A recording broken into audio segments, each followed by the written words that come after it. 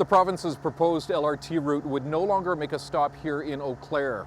The original plan led to the expropriation of these 23 townhomes. For the people who used to own them, frustration and anger. They can't help but think their homes were taken for nothing.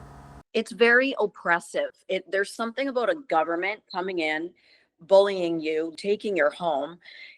I can't describe it. It's the amount of tears I've shed, I can't even begin to tell you. Jane and Patrick Lindsay are trying to move on from the home they loved in Eau Claire.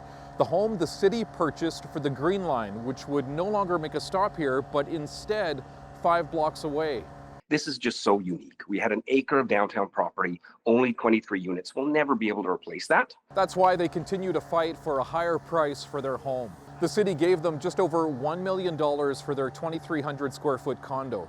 The Lindsays, along with 21 of their former neighbors, are planning to appeal to the Alberta Land and Property Rights Tribunal. We've been bullied and intimidated and treated like trash here for the last 6 years, and we just want a fair settlement. Joel Gaucher says the city hasn't provided enough for him to purchase a similar property, something he says runs contrary to the Expropriation Act. We have come up with some comparables that are closer to the in order to replicate that square footage in that area and whatnot, you're looking at closer to $2 million.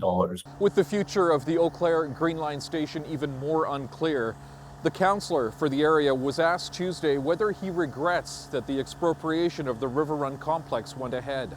I can't answer that. I mean, the expropriation was for an alignment at the time. There was a decision made at the time, and that's appropriate.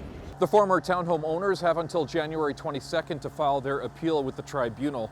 They say it's a process that could take at least a year to play out.